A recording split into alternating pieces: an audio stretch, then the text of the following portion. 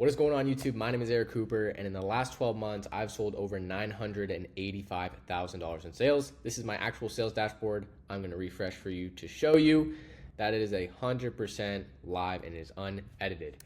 Today, we're going to be talking about why you should start selling on Amazon now, why you should actually start this business, the cost to start this business, and can you actually succeed in this? And how long does it actually take to get success, to get what you want? And then I'll be breaking down the exact steps to start. So for those of you that actually want to get into this, what you should do, the easiest way to get into things, and just set yourself up long-term so you can have really good success, okay? So let's first cover why you should start this business. So obviously everyone thinks Amazon's saturated. There's too many people selling. This is something that's been going on for so long, yada, yada, yada. The thing with Amazon is obviously the growth has been insane, right? You can see here, Amazon has been growing like crazy. So Amazon will continue to grow, just like we'll continue to have more buyers. We will also continue to have more sellers, but there will always be more buyers than there is sellers, right? So there'll always be opportunity for us to sell on this marketplace. And so if Amazon continues to grow, your business is obviously going to continue to grow. The big thing too is Amazon has over 200 million Prime users. Okay, they have over 200 million. So, Amazon has just pretty much put everybody in a chokehold, and it's pretty hard not to shop from Amazon because of this. So, it's they've done a really good job. And I shop on Amazon a lot. I'm sure you've probably shopped on Amazon. So, why not be on the winning team, be a producer and not a consumer? So, that's my advice. That's why you should start. It's obviously going to continue to grow. Now, the cost to start this business, okay? A lot of people think it's going to be costing you a ton. I started this business with $3,000 after I had lost $4,000 in crypto because I had no idea what I was doing. So I started with 3,000 Canadian. So that's roughly like 2.4 thousand USD. I would say that's a good amount of capital to start with. 500 to 1,000 is pretty good. I wanted to share with you your biggest kind of cost getting into things will pretty much probably just be product. Software is inexpensive, okay? There's only two softwares that you're gonna need, which I'll get into with the how to start section. But yeah, your only cost is pretty much getting inventory. I'll kind of cover how to make this super cheap as well to get into things, as well as kind of just more long-term stuff. But yeah, pretty much product's gonna be your only expense.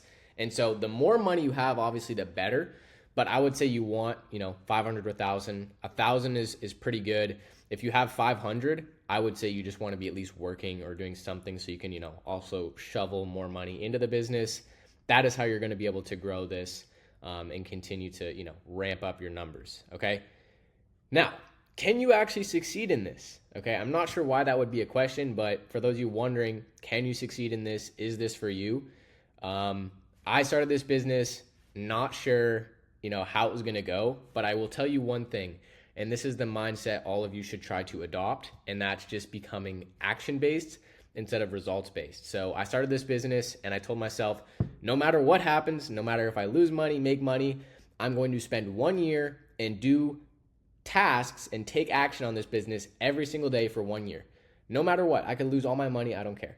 I told myself that, and inevitably, that's what led me to do really well. So my first year selling on Amazon, I did about 100K.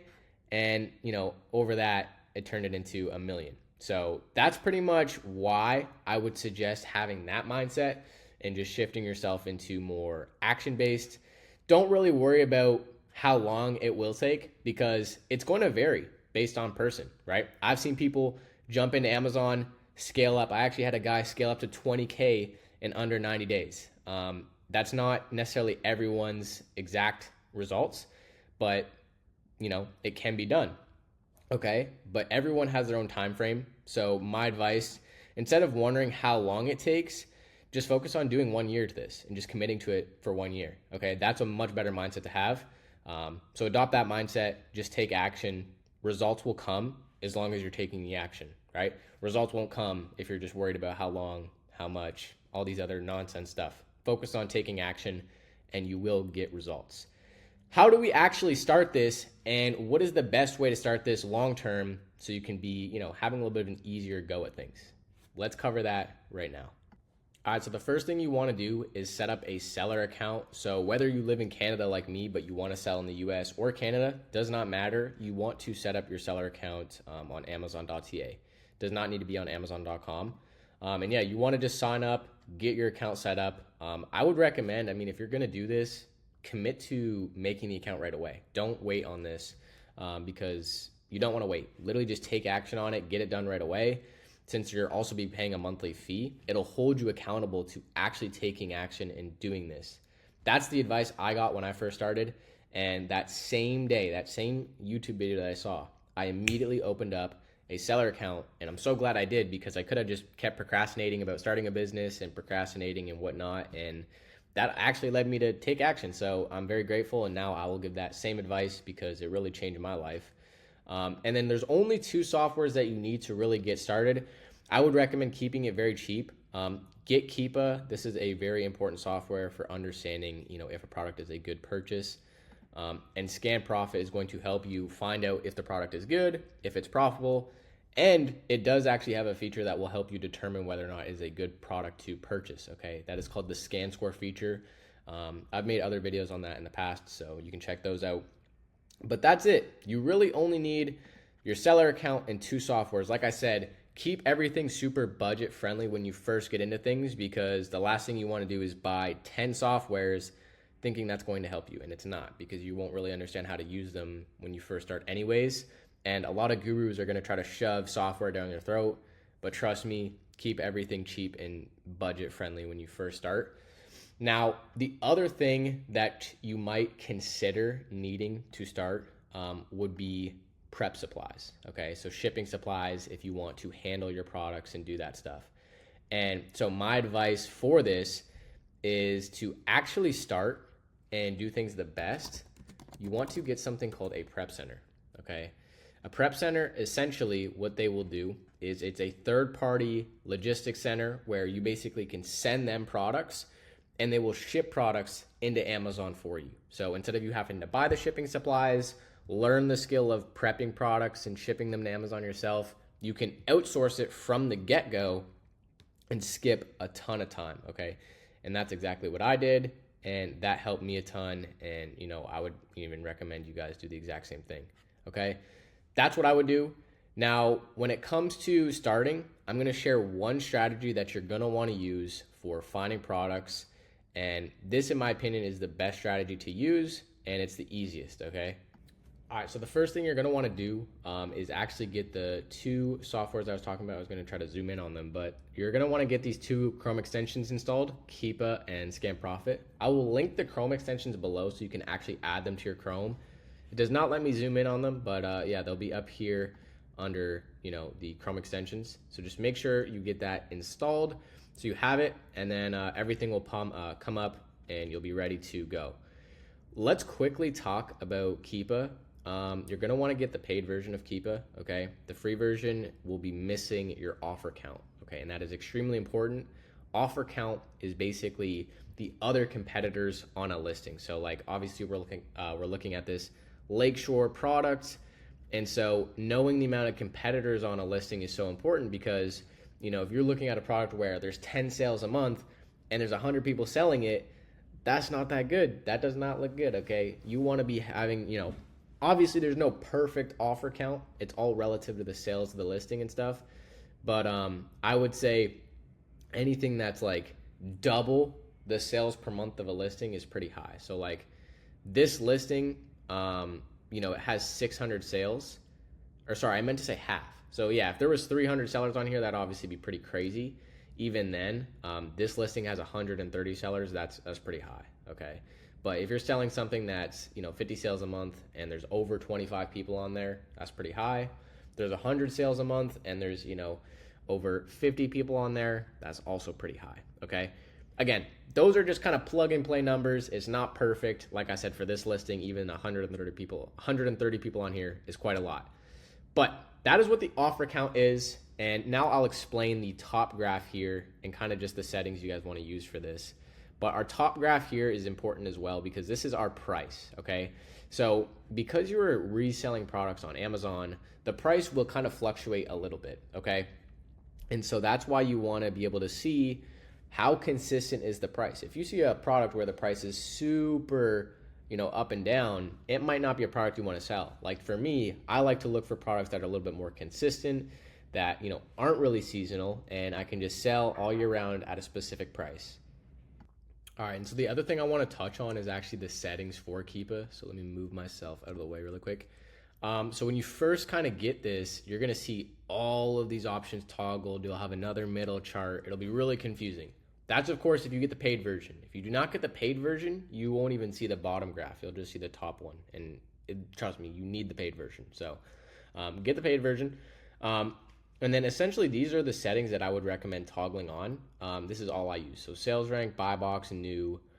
You can have FBM and FBA on.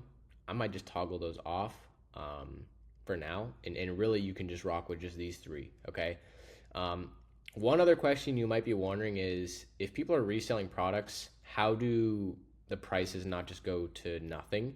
And the main reason for that is because of something called the buy box. So if we go up here, there's this thing called add to cart buy now. This is what we call the buy box. And so you can see it says sold by D. Pierce.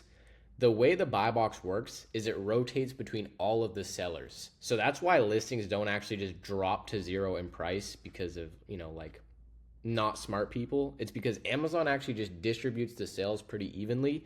So there's no reason to try to be the lowest price always. And when it comes to winning the buy box and getting those sales, it doesn't always, have to do with being the lowest price. It just means being somewhat competitive. So if a listing's at $24 and you're at like 26, you can still win the buy box. If you're at 29 or you're at like 39, that's going to be obviously a different story. Okay. And then here's the settings that I use for this bottom graph right here. It's pretty much just offer count. Sometimes I'll have a review count on, but pretty much just these two. And then if you're wondering, if you have the middle graph on, this is how you shut it off. So normally your thing would look like this. You'll have this middle graph. If you want to shut that one off, you just hit sub ranks. I personally shut it off. You can choose to have it if you want. But those are my settings for Keepa. You guys can just mimic those, okay?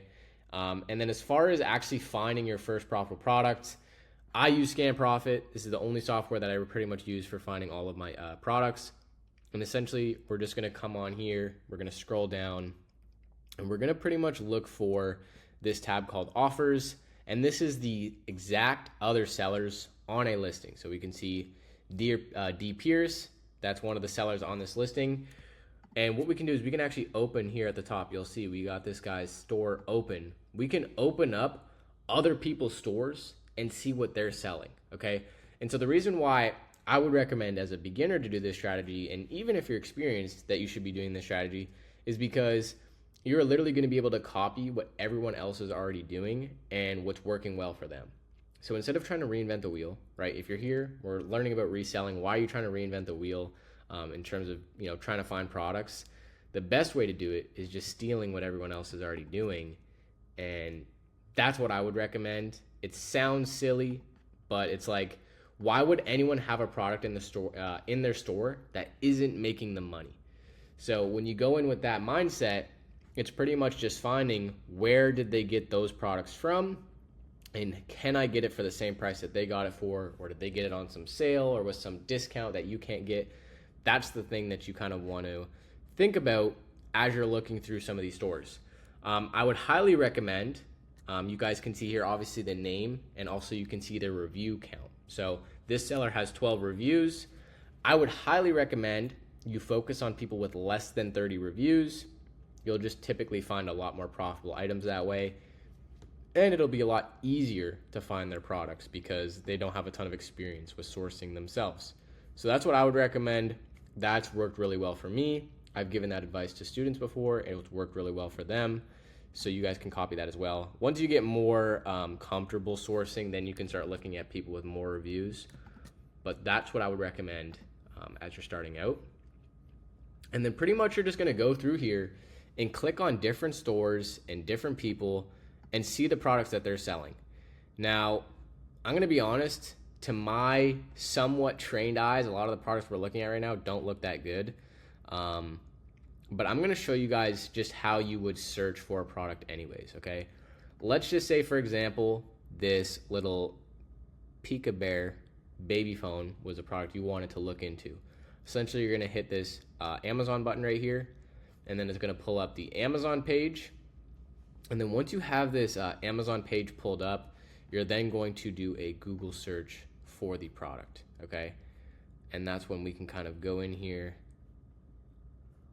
and we can actually look for this product, which I don't see this one. So we're going to close out of there. You can also see here that this scan score is actually red. So this is what I was talking about when I said the scan score is a feature that kind of helps you determine whether or not products are good to purchase. This one, we can tell, is not a good product to purchase because it has a high sales rank. So the sales rank is this number right here. It's called BSR. And so if the scan score says that it's too high, it's because this product is a product that's not really selling that many units. And obviously you want to sell a product that is selling units. So this one wouldn't even be good to even look at, even if it was profitable. It wouldn't even be good to buy. So that's kind of going to save you a ton of time, right? When you see a product that has a bad scan score, you're probably just going to want to move on. But let me show you guys this process one more time just so you guys know what to do once you guys get out there and start looking for some products. Let's look at this. This is some, bike grip or something. Let's take a look.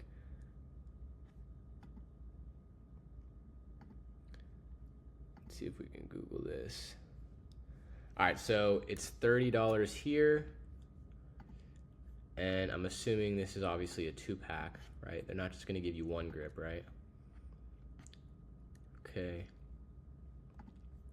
So this was kind of be the process, by the way, right? You're gonna open up a product and then you're gonna hit this Google search button. So it's gonna Google the product for you. And then you can kind of look at the different sellers and suppliers that are, selling that product. And that's how you're going to find, which ones are actually good, okay?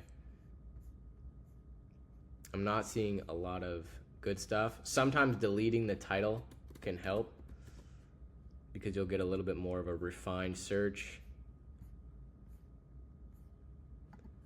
But this is kind of the only supplier I'm seeing, and they're obviously way too expensive. This is Canadian dollars, or actually it says USD, so never mind. This is USD, so $43 is too much. So obviously we wouldn't be able to sell that. But this is kind of the process you want to do. And it's pretty much just about focusing on looking through enough products, right? The more products that you search, the more products that you're going to find. So like, for example, let's look at this one. We need to try to find this for around $78. So let's hit Google search.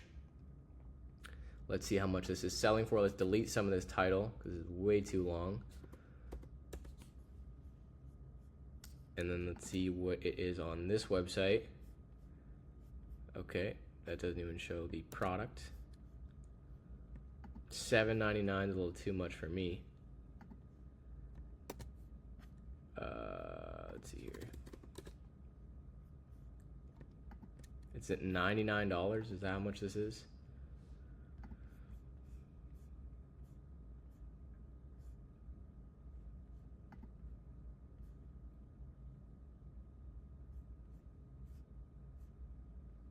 And this is where sometimes it's good to actually be patient and try to find stuff, because we're kind of struggling a little bit to find this product. So it's actually a good thing, because that means that most people, when they're looking for this product, they'll probably just give up before they even find it.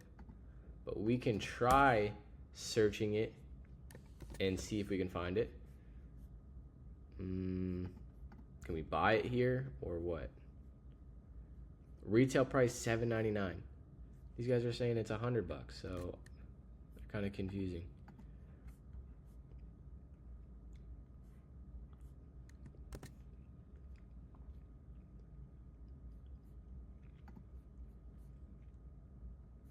$810, $205.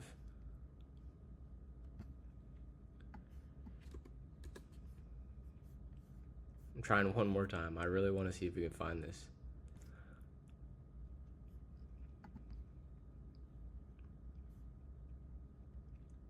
Okay, so it's all eBay stuff. Usually I would not recommend buying from eBay, but all good. We couldn't find it. Even if we found it for $99, it wouldn't really be a product we want to buy. But that's kind of the process. Obviously, the more you do this, we only looked at 2 products. The more you do this, the more you're going to find products. And yeah, you pretty much just want to brute force through looking through as many products as you can. If you go in with the mindset that you just search for 100 products, you're going to find one. You're going to find a couple profitable products. And yeah, that's the strategy that I've been focusing on. And that's how I find all of my products. If you're wondering how you should do this, I would recommend taking this exact product that I have right here, this Lakeshore multiplication machine, and looking at all the sellers on this listing. Okay, trust me, you're gonna find a lot of profitable items within these stores once you start looking through them. And that's exactly what I would recommend you guys do. And you guys will do really well with that. So hopefully this video was helpful.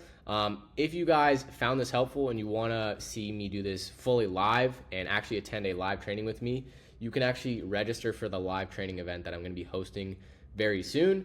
And I'm hoping some of you guys pull up and ask your questions, because I'll be doing a Q&A at the end, as well as I'll be showing how to actually scale this business and, how I was able to sell, over 100K a month consistently. And I'll just be breaking that down. Now, for those of you guys that are watching this and you want to learn how to do this strategy a little bit more hands-on and you want to work with me directly, you can actually apply to get help directly from me and work one-on-one with me below this video as well. Other than that, I'll see you guys in the next one. Peace out, everyone.